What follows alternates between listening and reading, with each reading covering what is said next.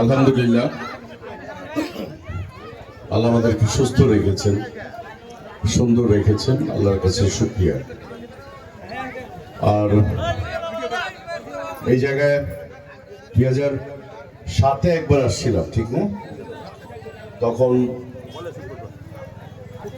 আমাদের বর্তমান জনপ্রিয় চেয়ারম্যান আরো ইয়াঙ্গার ছিল, এখনো খুব ইয়াঙ্গার একজন চেয়ারম্যান এবং খুব জনপ্রিয় একজন চেয়ারম্যান, আমি সাধুবাদ জানাই।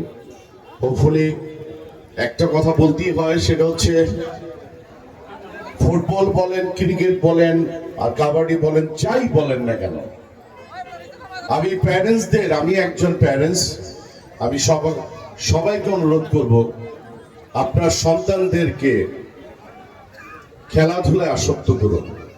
কারণ আমাদের পুরো বাংলাদেশটা ইয়াবা, হেরোইন, তারপরে অনেক অনেক মাদক, মনে হচ্ছে যে পুরো আকাশটা ঘিরে ফেলছে।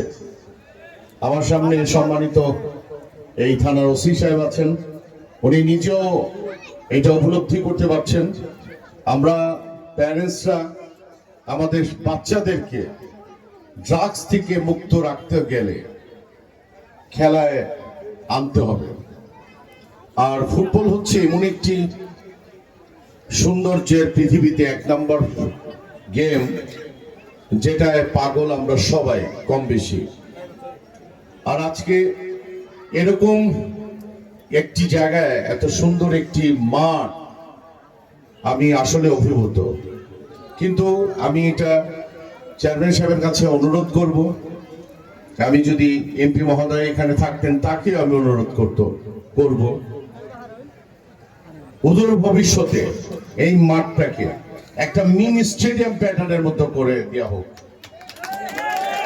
এবং আমার মনে হয় যে যথেষ্ট পরিমাণ জায়গা আছে, মিনি স্টেডিয়ামের মতো করে দিয়ে এটাকে ভিতরে কে যেন ঢুকতে না পারে খেলাধুলা ছাড়া।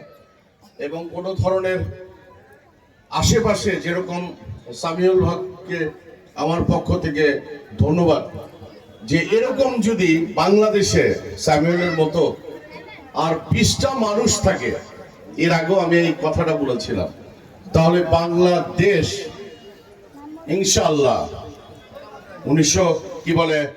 2030-তে সৌদি আরবের যে ওয়ার্ল্ড কাপ হবে, বাংলাদেশ পার্টিসিপেট করতে পারে আশা করছি।